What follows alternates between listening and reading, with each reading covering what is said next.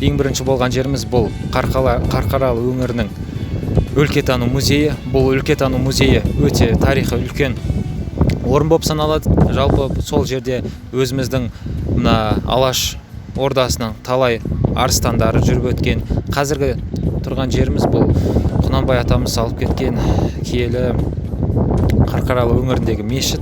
Бұл мешіт 1850-51 жылы салынған.